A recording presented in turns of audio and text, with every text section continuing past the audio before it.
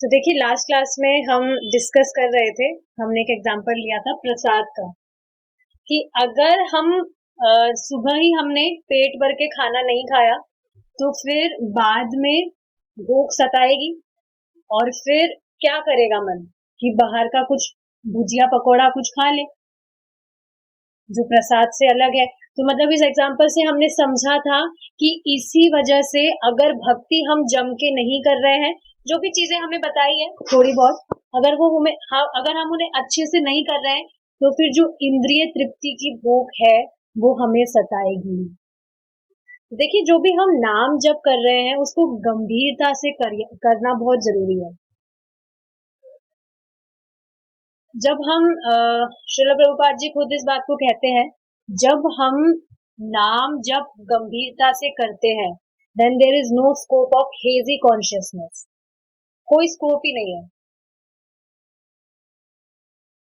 आप खुद देखेंगे जब आप सिर्फ इच्छा कर रहे हैं, मतलब इच्छा नहीं प्रयास कर रहे हैं कि आप ध्यान से सुन सके, सुन नहीं पा रहे कोई बात नहीं, पर आप ध्यान लगा के सुनने का प्रयास कर रहे हैं तो वो भी बहुत लाभदायक है, क्योंकि प्रयास करते करते आप देखेंगे कि इजीली अब आप कंसंट्रेट कर पा रहे हैं नाम जप को सुनने में। और आप देखेंगे जब आप जो बोल रहे हैं महामंत्र मुंह से, उसको जब सुनने में ध्यान लगाते हैं एक अलग ही टेस्ट आपको मिलता है। अभी करके देखिए आप मेरे साथ, चैंट करिए और सुनने का प्रयास कीजिए जो भी आप चैंट कर रहे हैं। हरे कृष्णा कृष्णा कृष्णा हरे हरे, हरे रामा रामा रामा हरे हरे, हरे कृष्णा कृष्णा कृष्णा हरे हरे, हरे रामा रामा रामा हरे हरे, हरे कृष्णा कृष्णा कृष्णा हरे हरे, हरे रामा रामा रामा हरे हरे, हरे कृष्णा कृष्णा कृष्णा हरे हरे, हरे रामा रामा रामा हरे हरे। आप देखेंगे एक अलग टेस्ट मिलता है जब आप सुनने का प्रयास करते हैं और सुनने लगते हैं, एक अलग ही टेस्ट मिलता है। और आप देखेंगे जब हम जो नाम जप कर रहे हैं उसको गंभीरता से करेंगे, कॉन्सेंट्रेटली, तो जो जो भी हमें कठिनाई आती है, जैसे 4 नियम पालन करने में ही कठिनाई आती है, तो बहुत आसान हो जाता है। यहाँ तो किसी को कठिनाई नहीं आ रही होगी मुझे पता है, बट फिर भी जैसे कठिनाई आ रही है बहुत आसान हो जाएगा। भोग की जो वासना है वो चली जाएगी। अच्छा ये सोचा है कि जो वासना है वो क्यों चली जाएगी? क्योंकि आप देखेंगे जो वासनाएं हैं भोग की, वो सिर्फ एक लेयर की तरह है। आत्मा आत्मा की तो ये बस वासनाएं नहीं होती है कि वो भोग करे, एक कवरिंग मात्र है। आत्मा का स्वरूप क्या है? आत्मा की स्वरूप वासना क्या है? सेवा करना। और आप देखेंगे सेवा किए बिना व्यक्ति रह ही नहीं सकता है। तो आत्मा की जो स्वरूप वासना है वो तो सेवा करना है, भोग वासना नहीं है आत्मा की। इस वजह से आप देख रहे हैं भक्ति कर रहे हैं तो धीरे धीरे कम होती ही चली जा रही है। तो क्यों होती चली जा रही है? क्योंकि आत्मा की वो स्वरूप वासना नहीं है, ये तो एक लेयर मात्र है। जैसे आप सोचिए जो चांदी होती है, चांदी पे जो कलिक होती है उसको हम देखते हैं जब साफ करते हैं तो वो हट जाती है। क्यों? क्योंकि वो चांदी के ऊपर है, एक परत की तरह। उसी तरह से ये जो भोग वासनाएं हैं, भोग वासनाएं मतलब सेंस ग्रेटिफिकेशन और काम क्रोध मात्सर्य आदि जो सताता है व्यक्ति को, ये सब जो है एक कवरिंग की तरह है हमारे ऊपर, आत्मा के ऊपर एक कवरिंग की तरह है। और भक्ति करने से ही ये धुलती है, भगवान खुद हृदय की सफाई करते हैं। तो जो चांदी वाला एग्जाम्पल है उससे स्पष्ट समझ आ रहा होगा कि जैसे उस पे जो कलिक लग जाती है तो जब उसको हटाते हैं तो वो हट जाती है क्योंकि वो चांदी के ऊपर होती है। अच्छा चांदी से मुझे एक चीज याद आ रही है, आपने सुना होगा कि जो भगवान है उनकी मतलब उनको कहा जाता है शाखा चंद्र न्याय से उनकी व्याख्या की जाती है। सुना है आपने टर्म शाखा चंद्र न्याय? अब इसका अर्थ क्या होता है? देखिए शाखा चंद्र न्याय न्याय जो है वो एक तरह का न्याय है, एक लॉजिक है जिससे एग्जाम्पल्स रखे जाते हैं भगवान को समझने के लिए। जो बात समझ नहीं आती उसे एक दृष्टांत देकर उसे समझाया जाता है। जैसे एग्जाम्पल के लिए भगवान के जो चरण है वो उनकी तुलना किससे की जाती है? कमल से। कहते हैं कमल चरण भगवान के। अब क्या सच में जो भगवान के जो चरण है वो कमल के भांति है? ऐसा नहीं है। मैं परम पूज्य राधा गोविंद महाराज का लेक्चर सुन रही थी, उसमें महाराज जी बता रहे थे, अगर कोई व्यक्ति कहता है कि जो भगवान है उनके जो चरण है वो कमल के समान है, तो एक तरह से ये अपमान है। पर हमें पता है, मतलब भगवान को ये चीज पता है। विनोद में कह रहे थे महाराज कि बद्ध जीव है, कमल से ज्यादा सुंदर चीज तो कुछ देखी नहीं है, तो इस वजह से इसी दृष्टि से वो समझ सकता है, तो इस वजह से भगवान उसको अपराध नहीं लेते। मतलब है क्या, जो भी यहाँ भौतिक चीजें हैं, जैसे कमल की बात है, कमल जितने, ठीक है, कमल जितना सॉफ्ट होता है, जितना सुंदर होता है, वैसे भगवान के चरणों की उनसे तुलना तो की गई है, लेकिन वास्तव में उससे भी कहीं गुना ज्यादा भगवान के जो चरण है वो सॉफ्ट होते हैं, सुंदर होते हैं। कमल की तो क्या है, एक जड़ है, वो तो एक टाइम के बाद में मुरझा जाता है वो। या देखिए जैसे भगवान का जो मुख है उसका उसकी तुलना चंद्रमा से की जाती है। अब चंद्रमा में तो दाग होते हैं, तो क्या भगवान के मुख पे दाग है? नहीं। चंद्रमा की जो शीतलता है उससे भगवान के मुख की मुख के बारे में समझाया जाता है कि जिस तरह से हम भगवान का मुख देखते हैं तो जो शीतलता मिलती है, अनुभव होती है, तो उससे उस चीज को कंपेयर किया जाता है। तो बेसिकली ये अर्थ होता है शाखा चंद्र न्याय का, कि जो बात समझ नहीं आती है तो उसे एक दृष्टांत से समझाया जाता है। ठीक है, क्लियर है ये चीज? अब देखेंगे हम क्या पढ़ रहे थे। हाँ, हमने ये श्लोक डिस्कस कर रहे थे, आगे देखेंगे। किसी ना किसी कारण से हम भौतिक प्रकृति के संपर्क में आ गए हैं और मन सहित 6 इंद्रियों के कारण अपने अस्तित्व के लिए घोर संघर्ष कर रहे हैं। तो हमने 6 इंद्रियां डिस्कस करी थी। 5 इंद्रियां होती है, मन को मिलाकर 6 इंद्रियां बताई जा रही हैं, जिसके कारण जो व्यक्ति है इस भौतिक जगत में बहुत संघर्ष कर रहा है। यह डार्विन का सिद्धांत है, अस्तित्व के लिए संघर्ष, सर्वाधिक समर्थ जीव का प्रभुत्व। अब देखिए यहाँ इस फोटो में क्या नजर आ रहा है, जो जानवर है लड़ रहे हैं वो। क्या कारण हो सकता है लड़ाई का? कोई बता सकता है? फोटो देखकर कुछ भी जो समझ आ रहा है, क्या लग रहा है फोटो देखकर, क्यों लड़ रहे हैं ये? भूख के कारण उनको मतलब भूख के कारण लड़ रहे हैं, एक दूसरे को मार के खा जाएंगे। मुझे तो नहीं लगता एक लोमड़ी लोमड़ी को मार के तो नहीं खाएगी भेड़।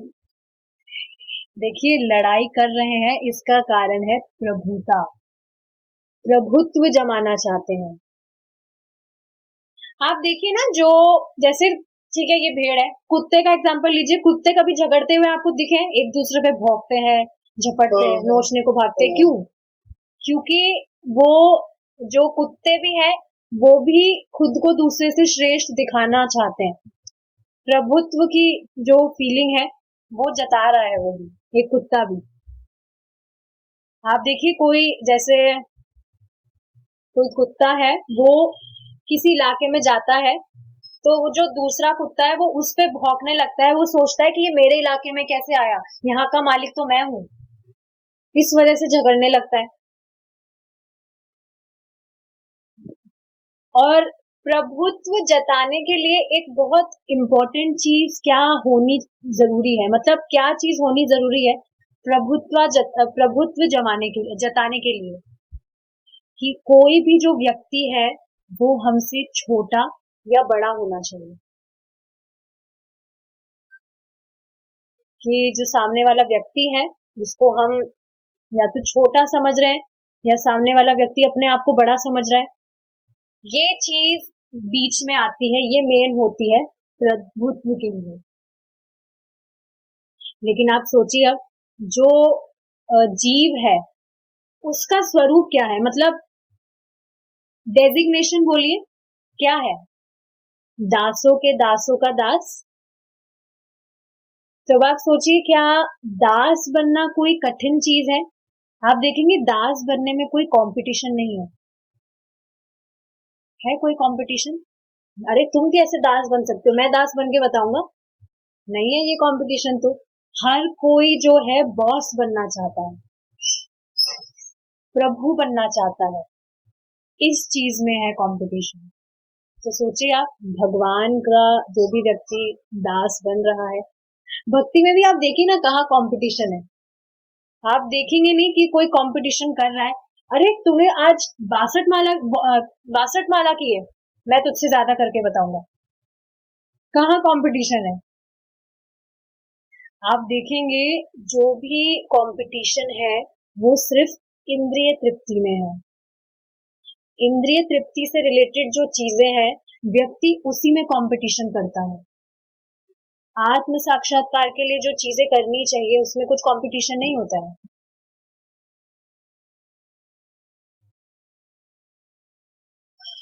तो देखिए एक बात समझने वाली है कि जब आप किसी व्यक्ति को देखते हैं, किसी भक्त को, वो प्रगति कर रहा है, बहुत अच्छे से भक्ति कर रहा है और उसे देखकर आप सच में बहुत खुश हो जाते हैं, तो इसका मतलब है कि आप भक्ति में एडवांसमेंट कर रहे हैं। और ऐसा नहीं है कि हाँ सामने वाला कर रहा है प्रोग्रेस, तो हम हाँ हाँ हाँ अच्छी बात है, लेकिन अंदर से कुछ और ही है। वाकई में हम बहुत खुश हो रहे हैं कि सामने वाला प्रगति कर रहा है और उससे हम प्रेरणा ले रहे हैं, तो इसका अर्थ है कि आप भक्ति में एडवांसमेंट कर रहे हैं। जैसे प्रभु जी खुद एग्जाम्पल दे रहे थे, कोई नए डिवोटी थे तो प्रभु जी ने उनको गाइड किया था भक्ति में, लेकिन अब उनका जो इनिशिएशन है दीक्षा वो प्रभु जी से पहले हो गई थी। तो ठीक है प्रभु जी सामने तो कह रहे थे कि हाँ बहुत अच्छी बात है, प्रभु जी खुद बता रहे थे ये चीज को, लेकिन प्रभु जी के मन में खुद में ऐसे हो रहा था, अरे ये तो मेरे से बाद में भक्ति में आया था, इसको इतनी जल्दी दीक्षा कैसे हो गई मुझसे, खुद बता रहे थे प्रभु जी। तो वाकई अगर मन में हमारे मन में बहुत खुशी हो रही है कि सामने वाला जो व्यक्ति है भक्त है वो प्रोग्रेस कर रहा है, तो समझिए, देखिए ये नेचुरली है, ऐसा नहीं है कि हमें आर्टिफिशियली खुद को समझाना पड़ेगा, अपने आप आ रहा है, तो मतलब आप एडवांसमेंट कर रहे हैं। अब व्यक्ति सोचता होगा, देखिए ये सोचने वाली बात है कि ऐसा नहीं है कि जो भक्त है और जो कर्मी है सिर्फ उसके बीच में ही ये चीजें होती है। ऐसा होता है कि भक्त भी भक्त के एडवांसमेंट से जेलिसी वाली फीलिंग आने लगती है उसके मन में, होता है ऐसा। जैसे आप सोचिए कोई व्यक्ति प्रचार कर रहा है बहुत अच्छा, और दूसरे भक्त के मन में ऐसे आ जाए कि अरे ये इतना अच्छा प्रचार कैसे कर पा रहा है, मैं तो नहीं कर पा रहा हूँ, मतलब इतनी ज्यादा भी गिरी हुई हरकत नहीं करता है भक्त कि सामने वाले भक्त का कुछ गलत करने पे ही तुल जाए कि अरे ये तो मिट जाए, ये तो मर जाए, ये कैसे आगे बढ़ रहा है, वो चीज तो नहीं होती है। बट फिर भी थोड़ी सी मन में अगर आ जाती है कि ये तो मुझसे ज्यादा प्रोग्रेस कर रहा है, मुझे तो अच्छा नहीं लग रहा है, तो फिर वो सही चीज नहीं है। और सबसे अमेजिंग चीज क्या है कि हमें खुद में क्षमता होनी चाहिए इस चीज को ऑब्जर्व करने की। आप सच में, मेरे साथ होता है, आप खुद भी इस चीज को देखते होंगे, आपसे कुछ गलत चीज हो जाती है तो आपको तुरंत आभास हो जाता है, अरे ये तो मैं सही नहीं कर रहा हूँ, नहीं ये तो अच्छा नहीं है, मुझे ये नहीं करना चाहिए, तुरंत आभास होता है इस चीज का, और फिर हम तुरंत उस चीज को अवॉइड करते हैं कि नहीं मुझे पता है ये ठीक नहीं है मेरे लिए, मुझे नहीं करना चाहिए। तो ये जो हमने पॉइंट डिस्कस किया है इसको मध्यम अधिकारी का स्तर कहते हैं। जानते हैं मध्यम अधिकारी के बारे में? मध्यम अधिकारी के स्तर पर जब व्यक्ति आता है तो एक श्लोक है उसी में वर्णित है ये चीज कि जो व्यक्ति है वो भगवान से प्रेम करता है, भक्तों से मैत्री करता है, जो बालिश है उन पर दया करता है और जो द्वेषी है उनसे द्वेष नहीं करता है, उनको अवॉइड करता है। तो ये मध्यम अधिकारी का स्तर होता है। और जब व्यक्ति इस स्तर पे पहुंच जाता है तो काफी चीजें इजी हो जाती है।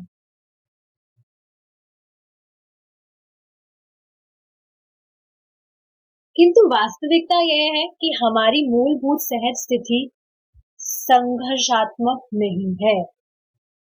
देखिए, अब ये वाला जो पॉइंट है ये विचार करने वाला है।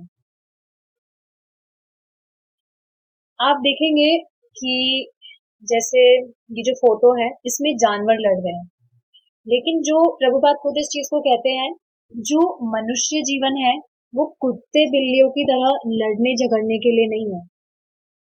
ये काम तो हम ये जो योनियां मिली है उसमें पहले ही करके आ गए।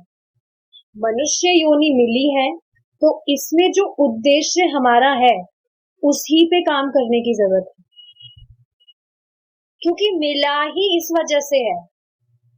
मनुष्य योनि मिली ही इस वजह से है, इसी कारण से मिली है कि व्यक्ति जो है अपने आत्म साक्षात के बारे में कुछ सोचे और उसके विषय में सोचकर उस पर काम करे और प्रोग्रेस करे। तो ये चीज सोचनी चाहिए कि सामने वाला जो व्यक्ति है, जो भी आपसे द्वेष कर रहा है, वो करेगा द्वेष, लेकिन हमें उसकी तरह नहीं द्वेष करना है। देखिए, जिस व्यक्ति के का जो उद्देश्य है वो आत्म साक्षात्कार होगा, वो कभी भी किसी से झगड़ा करने में अपना समय खराब नहीं करेगा। हाँ, दूसरे लोग हो सकता है आपको नोचने के लिए आ सकते हैं वो नोचने के लिए, लेकिन इसका अर्थ ये नहीं है कि हम भी उन्हें नोचना स्टार्ट कर दें।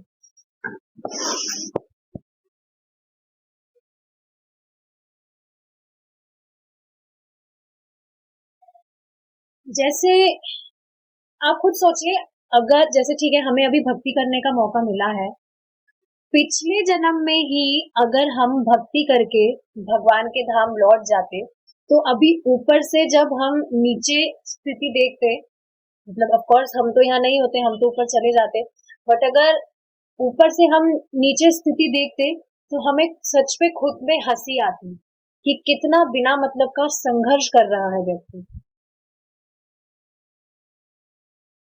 कुछ भी मतलब है नहीं, फिर भी आप खुद सोचिए ना, खुद नहीं सोच रहे कितना गंदा शरीर मिला है हमें ये। अगर व्यक्ति इस शरीर को बहुत श्रेष्ठ मान रहा है तो वो अविद्या के अलावा और कुछ भी नहीं है। उस पे मेकअप लगाने पे लगा है, उसको सजाने में लगा है, कितना सच में खराब शरीर है। अब तो कभी कभी ये चीज एहसास होती है, कितना गंदा है सच में। ये मैं तो नहीं हूँ, ये शरीर तो मैं नहीं हूँ। आता है मन में, जब भी कुछ होता है तो तुरंत मन में आता है, भगवान खुद रिफ्लेक्शन देते हैं, ये शरीर तो मैं नहीं हो सकता, इतनी गंदी चीज तो मैं नहीं हो सकता।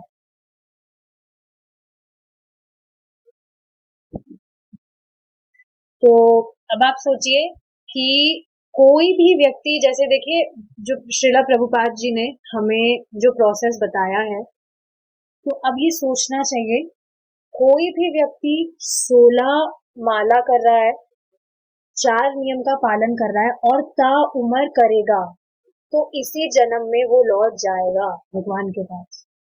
आप खुद सोचिए, अगर व्यक्ति की श्रद्धा होगी तो कभी भी, चाहे से कितनी भी कठिनाई आए, वो कभी भी अपना जो 4 नियम है और 16 माला है उसको भंग नहीं करेगा, श्रद्धा होगी तो। आप खुद सोचिए ना, जो भी व्यक्ति कुछ भी मेहनत कर रहा है, भौतिकतावादी, they are convinced about it कि मैं ये करके खुश हो जाऊंगा, सुखी हो जाऊंगा, कन्विंस्ड है वो, उसको पूरी श्रद्धा है उस पर।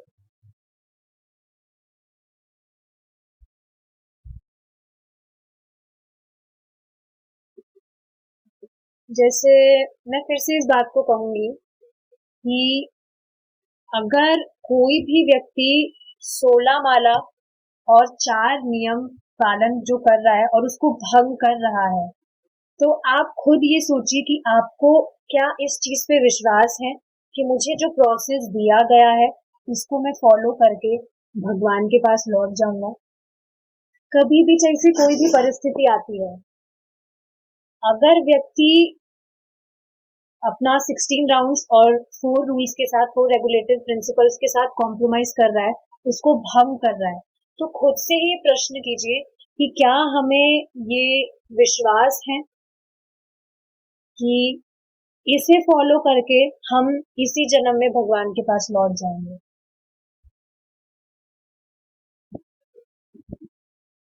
खुद सोचिए इस चीज पे। Anyone who is breaking 4 regulative principles and compromising with his 16 rounds, अगर उसे सच में विश्वास है, तो क्या will he trade Vaikuntha for this cheap sense gratification? Vaikuntha धाम जो है भगवान का धाम, क्या उसका व्यापार वो ये जो चीप सेंस ग्रेटिफिकेशन है, भोग है, इससे करेगा? अगर उसे सच में श्रद्धा है तो कि ये जो भी चीजें हैं 16 राउंड्स और 4 रेगुलेटिव प्रिंसिपल फॉलो करके भगवान के पास वो लौट जाएगा। कभी भी कॉम्प्रोमाइज नहीं करेगा, चाहे से कैसी भी सिचुएशन हो। 16 राउंड्स में देखिए, हो सकता है सुबह कभी उठने में लेट हो जाए, लेकिन इसका मतलब ये नहीं है अरे लेट हो गया अब तो छोड़ो कल करेंगे। चाहे से लेट हो गया तो उसे बाद में कंप्लीट करिए, स्किप तो बिल्कुल भी नहीं करना चाहिए।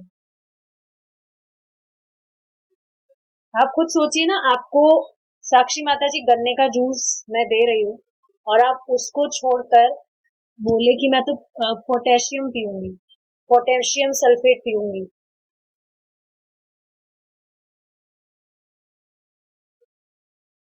तो कोई भी व्यक्ति जो है वो ये चीज करेगा जब तक he is not completely foolish. पूरा मतलब वो पागल नहीं है, मतलब पूरा पागल है, और तभी वो उस मीठे जूस को छोड़कर पोटेशियम पिएगा या वॉटेवर कुछ भी नमक का पानी पिएगा।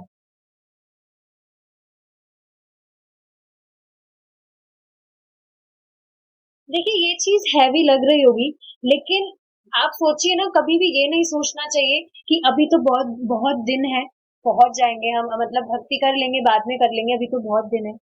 जो भी संघर्ष हमें करने पड़ रहे हैं वो हम इस ही जन्म में समाप्त कर सकते हैं, अच्छे से गंभीरता से भक्ति करके। लेकिन प्रॉब्लम क्या है कि हम सब संघर्ष के इतने ज्यादा आदी हो गए हैं कि हम बिना संघर्ष वाला जो वैकुंठ धाम है भगवान का, उसके बारे में विचार ही नहीं कर पाते। इतने ज्यादा हम आदी हो गए हैं संघर्ष के। तभी तो श्रद्धा मतलब इतनी नहीं होती है। मैं देखो खुद को प्रीचिंग कर रही हूँ, ऐसा नहीं है यहाँ मैं किसी को पॉइंट कर रही हूँ। तभी इस चीज पे बिल्कुल 100% तो कन्विंस नहीं है ना। अगर होते तो फिर बाकी चीजों को क्यों हम प्राथमिकता देते, जबकि पता है भक्ति प्राइमरी है, बाकी सारी चीजें सेकेंडरी है। तो समझना चाहिए संघर्ष तो हम इस जीवन में ही खत्म कर सकते हैं। संघर्ष पशु जीवन की स्थिति है। देखिए कितनी ज्यादा प्रभुपाद जी कितनी डीप लाइन कहते हैं, संघर्ष पशु जीवन की स्थिति है। जैसे अब इसे एग्जाम्पल से समझिए आप, कोई जो जानवर है वो कुछ भी खाना खाता है, आप देखेंगे कितना भयभीत होकर वो खाना खाता है। खाएगा और फिर देखेगा कोई मुझे पकड़ने को नहीं आ रहा। कुत्ते को देखिए आप, कैसे डर डर के वो खाना खाता है, कोई मुझे लात ना मार दे। जो भी पक्षी है पक्षियों को तो आपने देखा होगा, बिल्कुल ऐसे जल्दी से नीचे खाएंगे और फिर ऊपर देखेंगे, जल्दी से नीचे गर्दन करके खाएंगे फिर ऊपर देखेंगे, कोई पकड़ तो नहीं लेगा, कोई आएगा तो नहीं पकड़ने। सोचिए हमारी उनकी चेतना ऐसी है। अभी हम इस स्थिति में होते तो कितना टॉर्चरस लगता है ये चीज, कि हम शांति से खा भी नहीं सकते, कितनी टॉर्चरस लगती है। हम सोचते हैं ये जीवन मिला ही क्यों, इससे अच्छा नहीं होता। और लोग मतलब काफी ऐसी चीजें होती है जिसको बहुत बड़ा फ्रस्ट्रेशन समझ लेते हैं अपनी लाइफ का वो, और फिर सुसाइड कर लेते हैं, कि उन्हें लगता है अब और कुछ तो है नहीं सोल्यूशन। एनीवेज, इस पे विचार कीजिए आप। प्रभुपाद जी क्या कह रहे हैं? संघर्ष पशु जीवन की स्थिति है।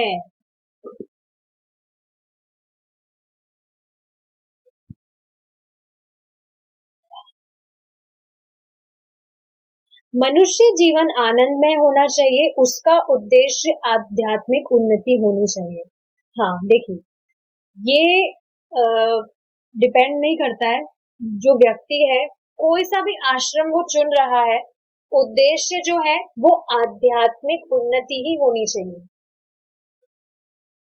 देखिए प्रभुपाद जी ने क्या कहा है, फर्स्ट लाइन में कह रहे हैं कि जो संघर्ष है पशु जीवन की स्थिति है।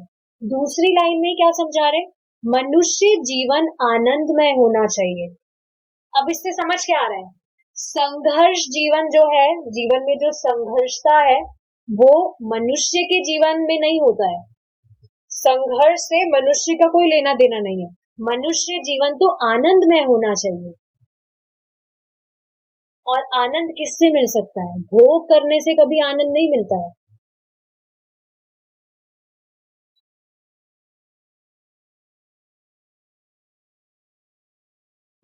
जो क्वेश्चन है मैं लास्ट में दूंगी।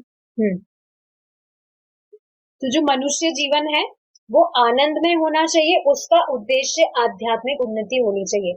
It does not depend on आश्रम। आश्रम कोई भी हो सकता है, चाहे किसी भी आश्रम में हो, जो उद्देश्य है वो आध्यात्मिक उन्नति होनी चाहिए। बट अब सोचिए ये भी बहुत डिफिकल्ट है। देखिए जो पहले से भक्ति कर रहे हैं उनके लिए ये चीज आसान होती है, लेकिन जो बाद में भक्ति में आते हैं उनके लिए चीजों को समझना बहुत कठिन होता है, डिफिकल्ट होता है। जल्दी से वो देखिए, बहुत टाइम से हम जो चीजें करते आए हैं, तो दूसरी जो नई चीज है उस पर स्विच करना थोड़ा डिफिकल्ट नहीं होता है? जैसे आप सोचिए, कोई टीचर, कोई माता जी है या कोई भी व्यक्ति है, वो कोई पर्टिकुलर जॉब करता है, जैसे काफी सालों से उसने टीचिंग करी है काफी टाइम से, अब उसे एकदम से टीचिंग की जगह किसी दूसरी जॉब पे डाल दिया जाए जो उसके लिए बिल्कुल नया काम है, कुछ भी दूसरा काम, तो उसके लिए डिफिकल्ट नहीं होगा? होता है डिफिकल्ट। तो जो पहले से तो भक्ति कर रहे हैं उनके लिए तो ये चीज इजी होती है, लेकिन बाद में करना डिफिकल्ट होता है। इम्पॉसिबल नहीं होता है, ऐसे नहीं कहा जा रहा कि बाद में भक्ति कर ही नहीं सकते, बिल्कुल कर सकते हैं, पर समझाया जा रहा है कि अगर शुरू से व्यक्ति भक्ति कर रहा है, शुरू से मतलब यंग एज से, तो फिर आगे जाके आसान रहता है। अब आप सोचिए ना, जैसे जो भी डिवोटीज है उन्होंने आश्रम चेंज नहीं किया, पहले से वो भक्ति कर रहे हैं, सो दे विल डेफिनेटली डिजायर कि आगे मतलब उनका जो जीवन है वो आसान बना रहे, आगे जाके भी वो भक्ति कर सके, तो वो उस हिसाब से ही सब कुछ देखेंगे। लेकिन अब आप सोचिए कि आश्रम चेंज करने के बाद में कोई भक्ति में आया है तो कितनी डिफिकल्ट होती है चीजें, क्योंकि पता है घर वाले तो परेशान करेंगे, अच्छे से भक्ति नहीं करने देंगे। खैर वो अलग टॉपिक है। बात समझने वाली क्या है कि ये डिफिकल्ट होता है बाद में जाकर समझना। जैसे प्रभु जी खुद बताते हैं, बुरा मानने वाली कोई चीज नहीं है, ये स्वाभाविक चीज है कि जैसे सुबह क्लासेस में थोड़ी जो ज्यादा एज वाले जो आते हैं डिवोटीज, उनके लिए डिफिकल्टी तो होती होगी 100% समझने के लिए, क्योंकि एज के साथ साथ जो सेंसेस हैं वो यंग एज की तरह तो काम नहीं करते हैं। सुनने में प्रॉब्लम आती है, ऑफ कोर्स समझने में भी दिक्कत आती ही है। तो ये तो बिल्कुल फर्जी बात है कि बुढ़ापे में भजन करना चाहिए। बिल्कुल फर्जी बात है, इसको तो कभी एक्सेप्ट करना ही नहीं चाहिए। आप हमेशा लोगों से यही सुनेंगे, ये थोड़ी उम्र है भजन करने की, तो बुढ़ापे की उम्र होती है। बुढ़ापे में और काम क्या होता है, भजन करो आराम से। बुढ़ापे में भजन नहीं होता है। एक बहुत स्ट्रॉन्ग रिफ्लेक्शन आ रहा था। आप देखेंगे जो वृद्ध अवस्था में होते हैं व्यक्ति, उनकी और ज्यादा लालसा होती है, और ज्यादा उनकी कहेंगे एक्सट्रीम डिजायर्स होती है, एक्सट्रीम वासनाएं होती है।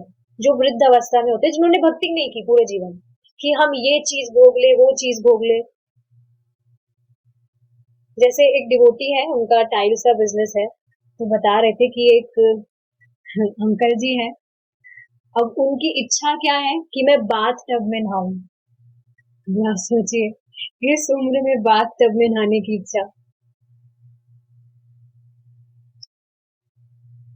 तो आप देख रहे हैं वृद्ध अवस्था में जिस व्यक्ति ने पूरे जीवन भोग ही किया है, तो अंतिम समय में कैसे वो भजन कर सकता है, ये बात तो मुझे समझ ही नहीं आती है। कैसे कर सकता है वो भजन? पूरे जीवन जो करा है उसी में तो उसका मन लगेगा।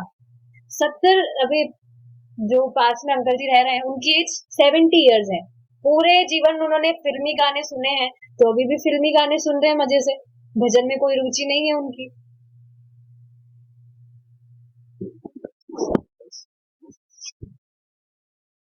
तो ये बिल्कुल, मैं तो कन्विंस नहीं हूँ इस बात से कि बुढ़ापे में भजन करना चाहिए।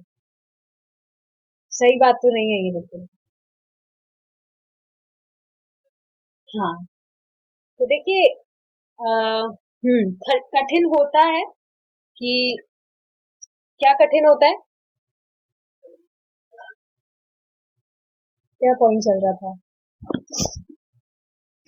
हाँ, जो पहले से भक्ति कर रहे हैं उनके लिए इजी होता है भक्ति करना। आप सोचिए, किसी के दिमाग में ये चीज बैठाना कि आत्म साक्षात्कार ही जीवन का एकमात्र लक्ष्य है, इज एक्सट्रीमली डिफिकल्ट।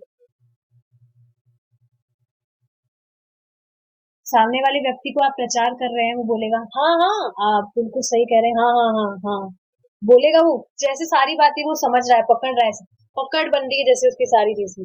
हाँ हाँ आप बिल्कुल ठीक कह रहे हैं, हाँ यही उद्देश्य है, बिल्कुल सही बात है, ये तो बिल्कुल सही बात है।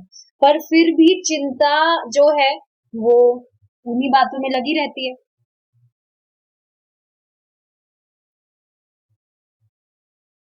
किन बातों में लगी रहती है? जो भी नॉर्मल जो बातें होती है भौतिकतावादी, चिंता उन्हीं में लगी रहती है। बड़ा घर लेना है, कब आएगा पता नहीं, बड़ी गाड़ी में बैठना है, या जो भी चीजें हैं, इन्हीं चीजों में चिंता लगी रहती है।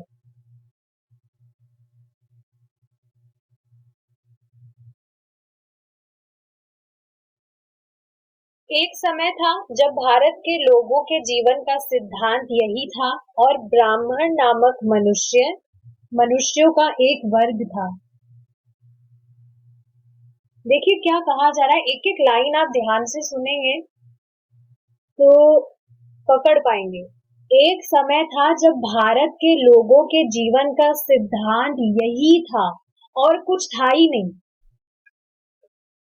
तो जैसे कई बार सुनने को आता है ना कि पहले के जो लोग हैं वो यही करते थे, थोड़ा बहुत कुछ काम करते थे खेत में, और जो माताजी है वो घर का ही ध्यान रखती थी, और सारा टाइम वो भक्ति में लगे रहते थे। तो पहले का जो मतलब है वो सिर्फ 50 या 100 साल पहले की बात नहीं है, उससे भी थोड़े पहले की बात है। मतलब उससे पहले की भी नहीं, 50-100 साल से पहले की भी हो सकती है। लेकिन जब मैं ये चीज कहती हूँ, एटलीस्ट मेरे माइंड में जो पुरानी मूवीज है वो सीन आता है मेरे माइंड में, कि पुरानी मूवीज में तो लोग तो कुछ और ही करते हैं, पुराने लोग तो भजन तो नहीं करते। तो वो सीन मेरे माइंड में आता है, लेकिन ऐसा होता नहीं है रियलिटी में। जो है, आपको पता है, पूरा जो अर्थ है, पूरी जो पृथ्वी है, पहले वो पूरा भारत था, ये तो बाद में सब कुछ बटा है। पूरी जो पृथ्वी थी वो भारत ही थी, बाद में ये सब कुछ बटा है। पाकिस्तान, अफगानिस्तान, वॉटेवर, अमेरिका, जो भी चीजें हैं। तो जीवन का सिद्धांत यही था क्या? आत्म साक्षात्कार में उन्नति करना, अपने आध्यात्मिक जीवन में उन्नति करना। और सब बहुत क्लियर थे इस चीज के लिए, किसी को कुछ डाउट नहीं था। और ब्राह्मण नामक मनुष्यों का एक वर्ग था जिन्होंने स्वयं को पूर्णतया आध्यात्मिक संस्कृति के लिए ही समर्पित कर दिया था। यद्यपि ब्राह्मणोचित संस्कृति युक्त जीवन पद्धति भारत के शास्त्रों द्वारा निरूपित है, तथापि यह केवल भारतीयों के लिए ही नहीं है। समझ रहे हैं? देखिए, जब भारत यहाँ बोला जा रहा है तो सिर्फ अभी भारत बट गया है, मतलब जो पृथ्वी है वो बट गई है, तो इसका मतलब ये नहीं है कि सिर्फ जो भारत के लोग हैं वो ही शास्त्र फॉलो करें। क्या कह रहे हैं प्रभुपाद जी? केवल भारतीयों के लिए नहीं है। और इस चीज को प्रभुपाद जी ने प्रूव भी कर दिया, सिद्ध कर दिया। जो विदेशी लोग हैं, दे आर ऑल्सो एक्सेप्टिंग भक्ति, दे ऑल्सो फॉलो स्क्रिप्चर्स, और वो भी भक्ति कर रहे हैं। सिर्फ भारत तक सीमित नहीं है ये चीज। मैंने लिटरली कभी भी नहीं सोचा था कि मैं खुद यही तो सोचती थी कि हम हिंदू है और सिर्फ भारत में ही मंदिर होते हैं, दूसरे जो विदेश है, दूसरे जो देश है, वहां पर मंदिर नहीं होते हिंदू टेम्पल्स नहीं होते।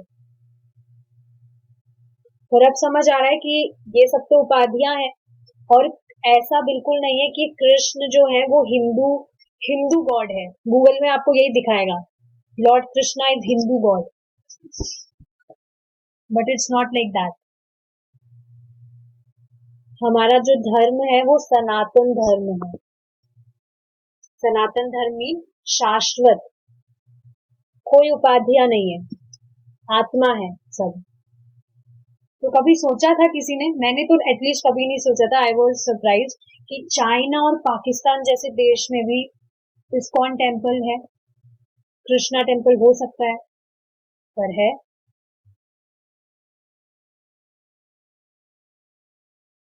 इससे देखिए, जब ये चीज यहाँ पर आई है तो मुझे एक एग्जाम्पल याद आ रहा है। प्रभुपाद जी ने ही ये चीज डिस्कस करी थी कि जो विदेश के लोग हैं वो भारत के लोगों को मूर्ख कह रहे थे। क्यों? क्योंकि सुबह सर्दी के टाइम पे जो भारत के लोग हैं वो गंगा में जाके स्नान करते हैं, तो जो विदेशी लोग हैं वो हंसते हैं, अरे कितने पागल लोग हैं, सर्दी में ठंडे पानी में नहाने की क्या जरूरत है, बिल्कुल अक्ल ही नहीं है इन लोगों में, तो बिना मतलब में इतना मर रहे हैं ठंड में। जबकि पता है कि इस तपस्या से कितना लाभ होता है, गंगा के जल में गंगा के जल से सुबह के टाइम पे स्नान करना। ठंड की बात आ रही है तो ये जो चतुर्मास है उसकी बात हो रही है। हालांकि ये सारी जो चीजें हैं ये ठीक है, अच्छी तो है, लेकिन भक्ति से श्रेष्ठ कुछ भी नहीं है। अगर आप भक्ति कर रहे हैं तो आपको ये सब चीजें करने की जरूरत नहीं है। जैसे एकादशी की बात आती है, एकादशी का कोई व्रत का पालन कर रहा है तो उसे कोई दूसरे व्रत करने की जरूरत नहीं है। लेकिन मैं देखती हूँ जो माता जी है उनको डाउट रहता है, पति की लंबी उम्र के लिए हमें चौथ का व्रत करना है, या पता नहीं कौन सा करवा चौथ करनी है, ये करना है वो करना है। आप कृष्णा का ध्यान रखिए, कृष्णा आपके पति का ध्यान भी रख लेंगे, कोई चिंता वाली बात नहीं है। कृष्ण का ध्यान रखिए। तो बात क्या है, एकादशी के व्रत का पालन करेंगे तो और कुछ करने की जरूरत नहीं है। ये बाकी सारी जो चीजें हैं, अब आप बोलेंगे तो फिर कहा क्यों चाहता है कि चौथ का व्रत करो, वो करो, ये करो। जो लोग भक्ति नहीं करते हैं तो ये सारी जो चीजें हैं कम से कम इनको फॉलो करके कुछ उनका पुण्य इकट्ठा हो, इस वजह से ये चीजें उनको करने को कही जाती है। भक्तों को एक्स्ट्रा चीजें करने की कुछ जरूरत है नहीं, क्योंकि वो ऑलरेडी जो पोटेंट चीज है वो कर रहे हैं और वो इनफ है। ठीक है, तो हम यहाँ रुकेंगे क्योंकि अब 10 मिनट में 15 मिनट में प्रभु जी की क्लास स्टार्ट होने वाली है। आप सबको भी थोड़ा रेस्ट चाहिए। Stop here. एक बार मैं क्वेश्चन देख लेती हूँ। तो कुछ तो बताओ है, बताया है कि भगवान का एक नाम ही कभी ही मुक्ति के लिए, पता नहीं कौन सी भाषा लिखी माता जी आपने। Anyways we stop here now. Srila Prabhupada की जय।